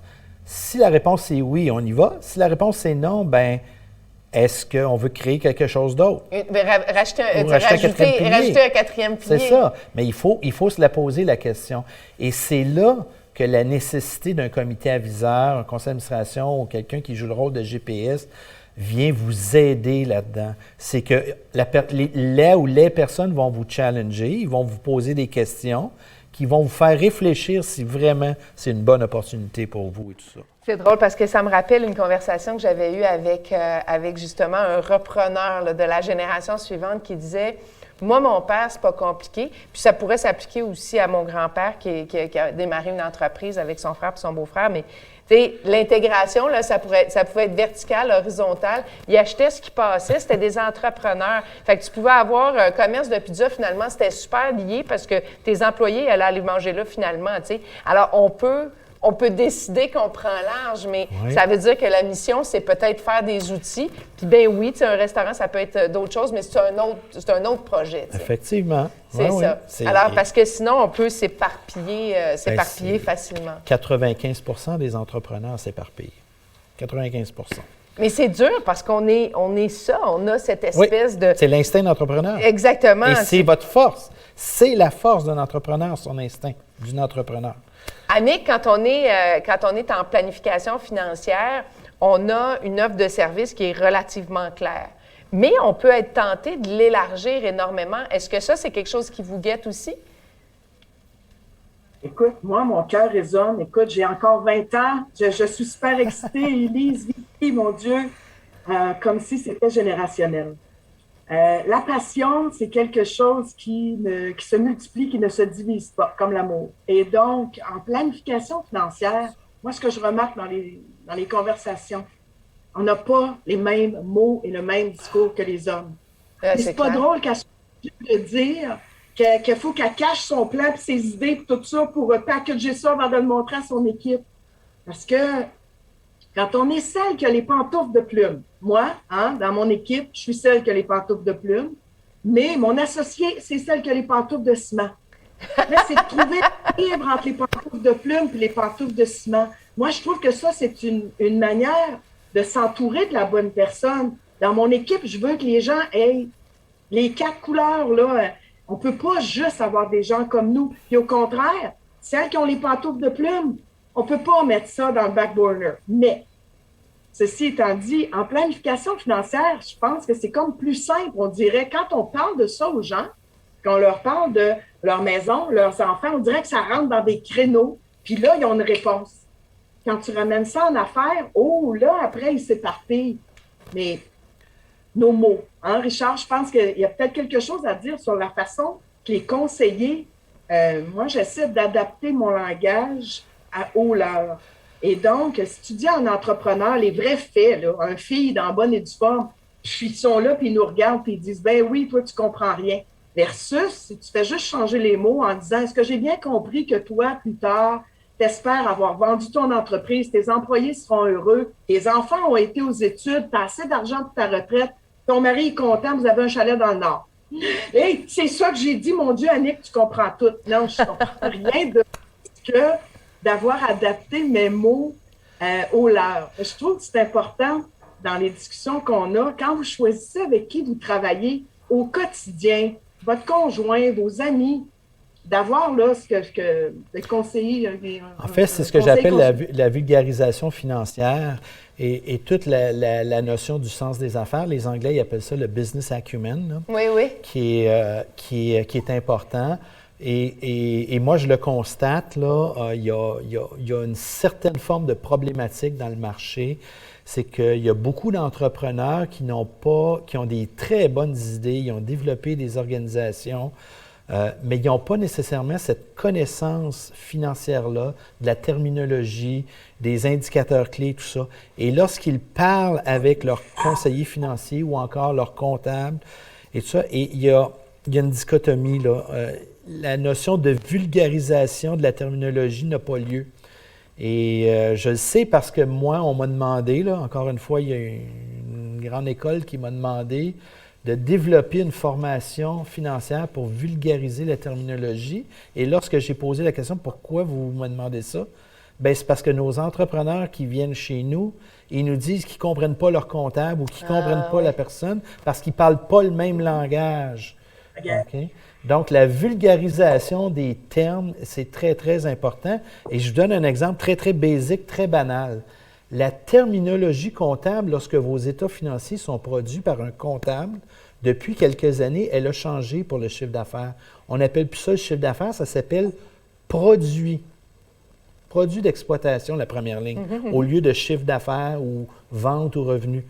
Bien, moi, j'ai vu des gens dans des réunions, là, le comptable ou la comptable parlait de produits et tout le monde autour de la table pensait qu'on parlait des produits dans l'entrepôt puis tout ça, là. OK? Alors que dans le fond, on parlait du chiffre d'affaires. Oui, c'est ça. On n'était pas du tout à la même place. C'était un bel exemple d'incompréhension dans la terminologie, là. Bien, c'est tellement... Oui, il faut se comprendre, se donner des termes communs. C'est ça. Et c'est pour ça qu'il faut aussi se former puis s'informer. Si on revient à la planification stratégique, moi, je suis curieuse. Caroline est dans une grande entreprise. Chez Léger, vous êtes une grande gang. Vous êtes au Canada, vous êtes aux États-Unis. Quand on est dans une grande entreprise comme celle-là, est-ce que c'est plus facile, parce que vous le voyez avec vos clients aussi, pour vos clients, vous allez saisir ce que les tendances d'avenir, vous allez tenter de comprendre où vont leurs consommateurs, mais vous, est-ce que vous êtes un cordonnier bien chaussé chez Léger? Absolument, on se chausse de mieux en mieux, je vous dirais. Oui, nous, au cours de la dernière année, ça a été la meilleure année de l'entreprise. On est vraiment en croissance, puis on est en excellente santé financière, donc on a amélioré nos outils pour voir venir les tendances. En fait, c'est les clients qui nous dictent où aller. Donc, on est très, très à l'écoute. Et au cours de la dernière année, on a été très, très créatifs pour aider les entrepreneurs, les entreprises, nos gouvernements à comprendre l'état d'esprit des citoyens, mais des consommateurs aussi. Donc, on a été très innovants dans différentes études gratuites qu'on retrouve sur notre site Internet. Oui, donc, très utile, Caroline, très, très utile. Oui, et avec Jean-Marc Léger qui est sur un réseau mondial, le réseau WIN, ça nous permet d'avoir une vigie de ce qui se fait ailleurs dans le monde aussi. Donc, je dirais oui, on est bien chaussé. Moi, je suis dans ma 30e année dans l'entreprise, donc j'ai vu l'évolution, comment aujourd'hui, là, c'est encore beaucoup de d'admiration et de passion pour cette entreprise-là qui évolue bien. Et le fait d'avoir des bureaux à travers le Canada, ça permet d'avoir différentes lectures du marché aussi. C'est clair. Oui, c'est clair. Mais moi, ce que je trouvais intéressant dans ce que Caroline vient de nous dire, c'est que souvent, quand notre entreprise va bien, on a l'impression qu'on n'a pas besoin de planifier parce que là, ça arrive, on est content, ça va bien. Et c'est souvent le meilleur moment, non? Bien sûr, c'est quand ça va bien que c'est le meilleur moment pour le faire parce qu'on est reposé, on a la tête tranquille. Lorsque ça va mal, on est nerveux, on est stressé et on ne prend pas nécessairement les bonnes décisions. Fait que c'est pas le processus de planification, c'est pas la même chose qui sort de là que lorsqu'on est calme, effectivement. Mais si je peux me permettre, pour tous les autres entrepreneurs qui sont autour de la table ou encore ceux qui nous visionnent aujourd'hui, ben, je vais parler pour vous, Caroline. Là. Je vous invite fortement à lire le Code Québec. Ça va beaucoup vous aider sur votre clientèle. Là. Oui, ça va beaucoup vous aider.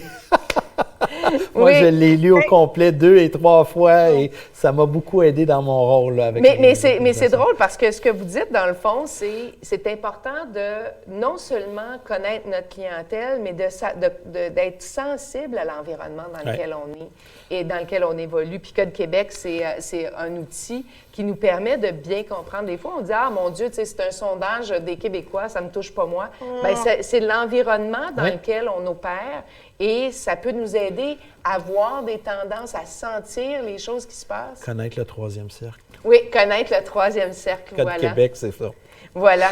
Hey, Maude, Caroline, Annick, Élise, Vicky, je veux vous remercier énormément d'avoir partagé votre expérience parce que c'est comme ça qu'on apprend, moi, je pense, en étant en mesure de se dire les vraies affaires. Élise qui nous a dit clairement comment elle le vivait au quotidien. Vicky, Annick, Caroline et Maude, la même chose. Vous nous avez amené ce qu'on appelle le terrain. Et je pense que c'est comme ça qu'on apprend, c'est comme ça qu'on grandit, en partageant nos expériences, puis en se donnant un cadre. Oui. Et Richard, vous nous avez donné ce cadre dont on a besoin pour être capable de vraiment bien cadrer un cadre pour cadrer quand même. Je ne peux pas dire que je n'ai pas de logique dans mes idées, mais ça nous donne un cadre pour nous aider à organiser. Voilà, à organiser sa pensée, son organisation, son entreprise, mais aussi les ressources qu'on a dans l'entreprise. Les ressources, puis c'est pour partager votre passion de la mer aussi. Ah, oui, c'est ça. Jamais oublier. Donc, alors on se dit ça tous ensemble, il ne faut jamais oublier de partager notre passion de la mer, parce que des fois, on a le nez collé sur l'arbre, puis on oublie qu'on est finalement dans la forêt. Moi, je vais partager ma passion de la marche en montagne, comme ça va m'aider à bien comprendre cette vision plus large. C'est bon, ça de dire que je veux voir toute ma montagne avant d'aller la marcher avec mon GPS. On fait ça d'ailleurs, avec nos cartes. Alors, merci à vous toutes d'avoir été avec nous. Merci d'avoir partagé vos expériences. Merci, Richard, encore une fois. Je pense qu'on repart beaucoup mieux outillé. Et un masterclass, c'est ça. Hein? C'est d'échanger avec du concret, amener de l'expérience et en ressortir grandi. Ça fait un plaisir. Merci beaucoup, Marie. Merci beaucoup. Merci. Merci, madame. Alors, on enchaîne très, très bientôt avec un échange, je pense, qui va être très porteur parce qu'on le sait, nos centres-villes ont été très malmenés dans les derniers mois, la dernière année. On est en train de se demander comment on va se réorganiser. D'ailleurs, c'était une des questions qu'on avait aujourd'hui sur comment on se réorganise. Alors, on va parler de croissance avec Sonia de l'agence SGM, et Anouk qui va l'interviewer, qui est vice-présidente d'Innocente. Alors, un petit moment pour juste réorganiser ça, parce que d'ailleurs, on ne vous l'a pas dit, là, mais on fait ça selon les normes sanitaires les plus strictes. Alors, je reprends mon masque, on nettoie tout et on revient tout de suite après.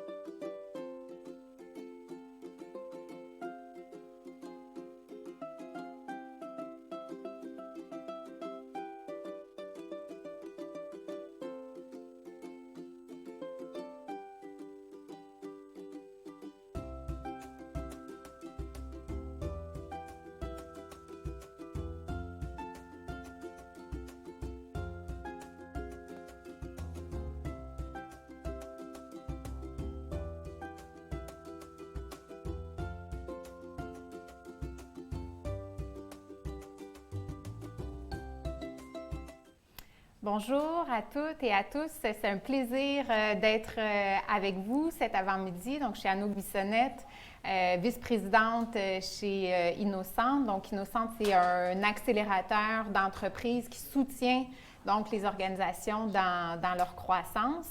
Et j'ai le plaisir d'être avec une de nos clientes, Sonia de l'agence SGM, donc qui est présidente fondatrice. Sonia, peux-tu nous parler un peu de ton parcours entrepreneurial? Qu'est-ce qui t'a poussé à devenir entrepreneur? D'abord, je suis tellement contente qu'on se voit, que je puisse savoir qu'on soit en direct. Bien, écoute, moi, disons que je pense que j'ai toujours eu un petit peu la fibre entrepreneuriale. Quand j'ai quitté l'Université Laval à 23 ans, j'ai loué un espace dans le Vieux-Québec. Et puis, avec une amie, donc, on a parti une boîte de communication. Alors, on avait quelques clients. Et finalement, après plusieurs mois, j'ai eu une offre d'emploi. Donc, j'ai accepté l'offre. À l'époque, évidemment, la rémunération était intéressante. Donc, je suis passée, je dirais, 15 ans à peu près dans le milieu corporatif, donc 10 ans chez Vanoy Cambridge. Alors, c'était vraiment une expérience formidable, mais en même temps, cette fibre entrepreneuriale, je l'avais encore. Donc, j'ai quitté, puis j'ai ouvert ma boîte, donc SGM, qui a aujourd'hui, 18 ans, ça passe, avec une quarantaine d'employés. Voilà, alors c'est vraiment... c'est en moi. Gènes. Oui, c'est dans mes gènes, vraiment Puis, dans mes gènes. Justement, est-ce qu'il y a des moments clés dans la vie là, de ton entreprise, des étapes que tu es vraiment capable d'identifier, certains paliers qui ont marqué des grands coups? Bien, il y a je pense qu'il y a 3 étapes dans la vie d'un entrepreneur. Il y en a d'autres aussi sûrement, là, mais je suis rendue à la 3e, je dirais. C'est le 3.0. Bien, il y a le début, il y a les premiers clients qui te font confiance, qui sont souvent des amis ou des anciens collègues de travail.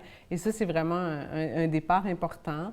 C'est une espèce de stabilité aussi où la famille accepte l'enjeu, puisque être entrepreneur, c'est un mode de vie. Hein? On n'a pas, c'est pas un 9 à 5, là, c'est un 12 heures par jour au moins.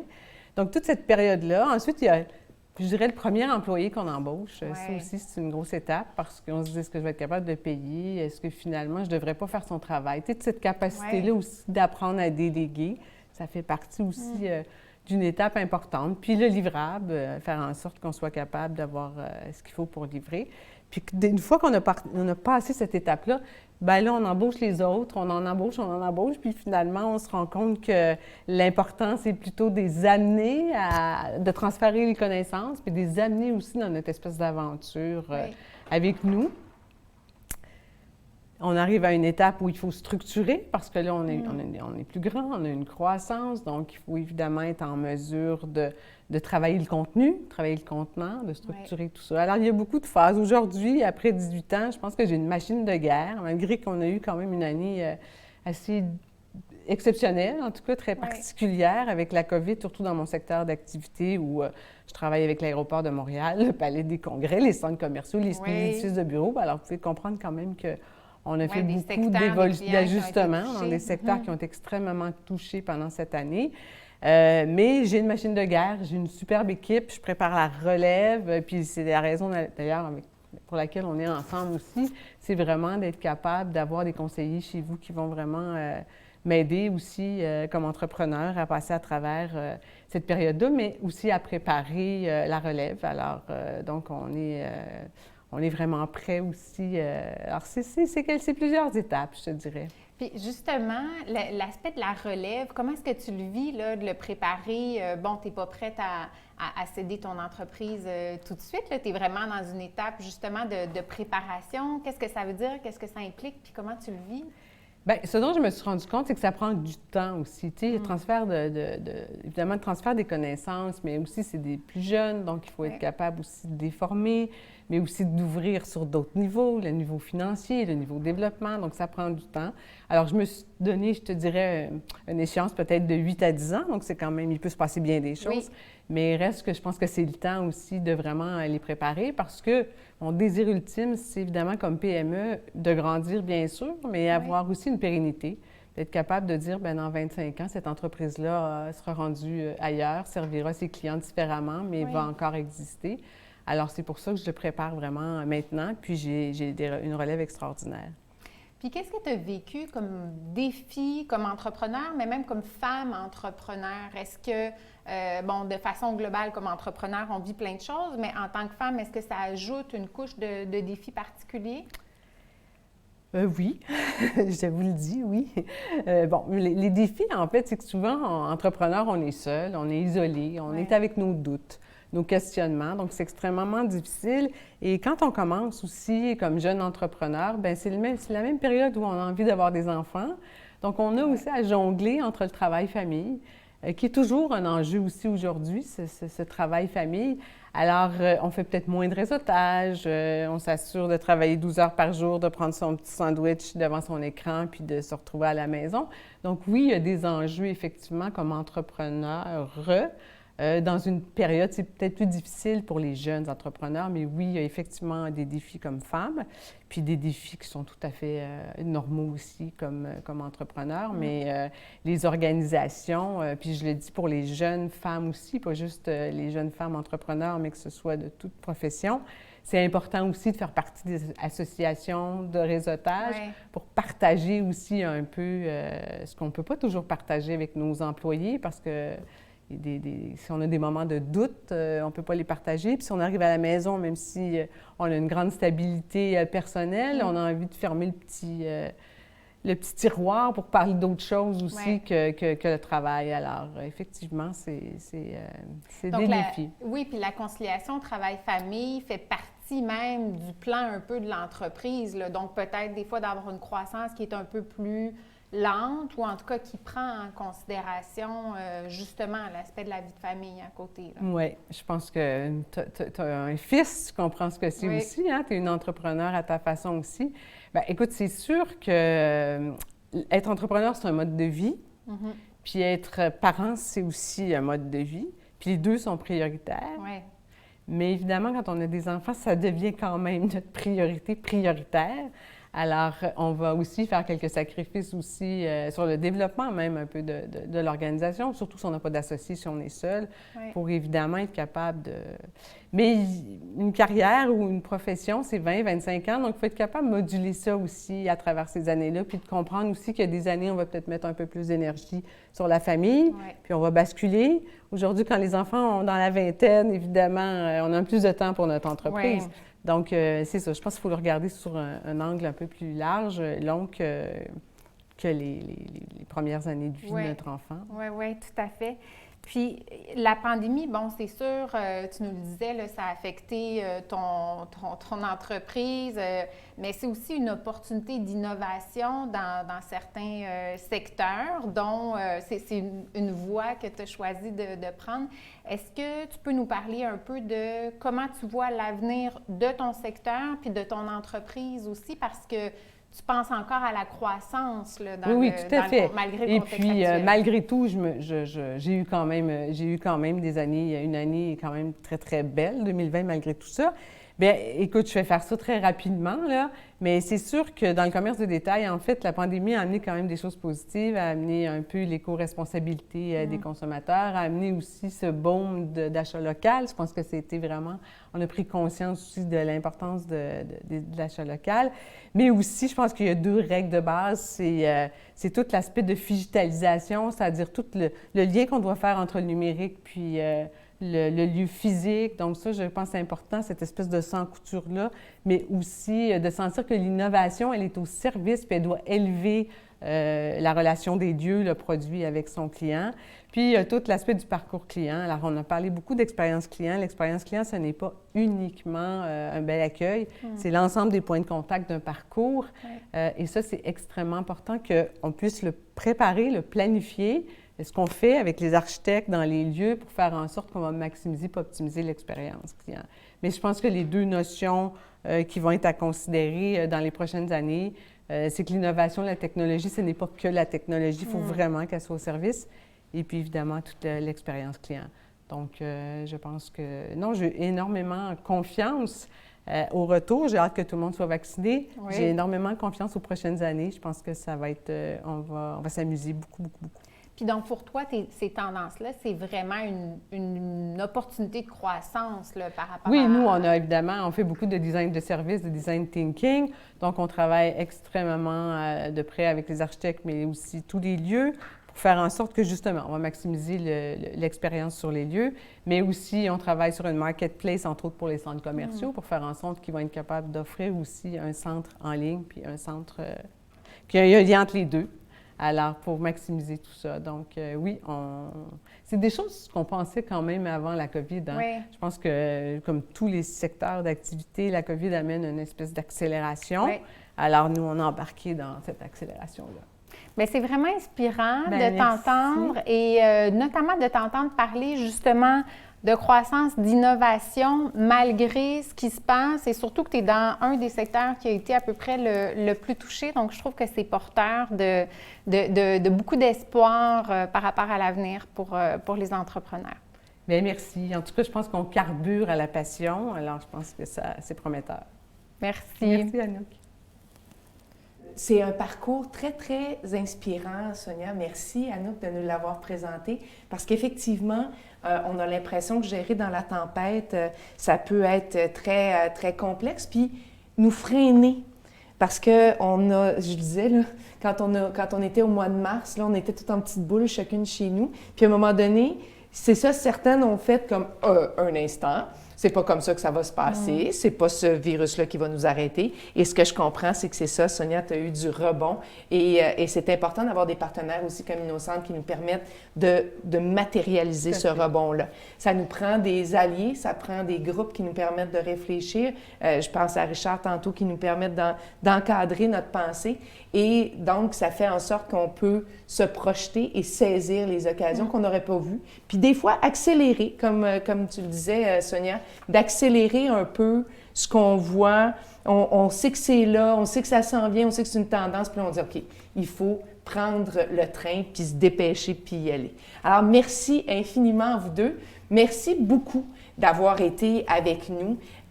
C'est un numéro très spécial pour nous parce que Déborah le mentionnait, c'est le numéro hors série qui nous permet de parler de cet anormal, de la post-COVID. Donc, de voir qu'il y a un après, de voir qu'on est capable de résilience, qu'on est capable de faire face, d'être capable de se relever. Et j'espère qu'on sera aussi capable de solidarité. Parce que, on le dit, il y a des entreprises qui ont le vent dans les voiles, il y en a d'autres qui trouvent ça beaucoup plus difficile. Puis des fois, de juste écouter notre collègue entrepreneur, notre ami entrepreneur, ça peut faire toute la différence. Alors, j'espère qu'on va se créer cette communauté où, dans le post-COVID, on va se donner un peu de vent dans les voiles, puis on va tirer l'autre par en haut, puis on va dire, regarde, il y a peut-être une opportunité pour toi là. En tout cas, moi, c'est ce que je nous souhaite, de créer ce réseau de solidarité, cette communauté-là. Pour nous, bien évidemment, ça ne s'arrête pas là. Hein. Il y aura un prochain numéro et ce sera une sortie pour le 22 mai. Donc, on y travaille déjà. On est en train de bâtir. Je m'excuse, j'ai un chat qui est dans ma gorge qui m'empêche de parler de façon plus fluide. Attendez. Non, ça va être correct. Je vais juste... c'est une petite toux. Une petite toux, mais faites-vous-en pas, c'est pas une toux covidienne, c'est juste une toux de surmenage, je pense. Alors, donc, le 22 mai, je disais donc qu'on sera là on lancera le prochain numéro. Et le prochain numéro, il va porter sur des éléments qui peut-être sont venus à notre réflexion dans un monde covidien. Je ne sais pas si vous avez lu le livre d'Alec Castonguay, mais dans les premières pages, on y parle de l'importance de l'approvisionnement alimentaire. C'était une des premières préoccupations gouvernementales. Puis on se souvient, hein, c'était aussi en même temps que les blocus qu'il y avait au niveau des rails. Donc, c'était une préoccupation qui était très en tête de nos dirigeants, de dire comment on va faire.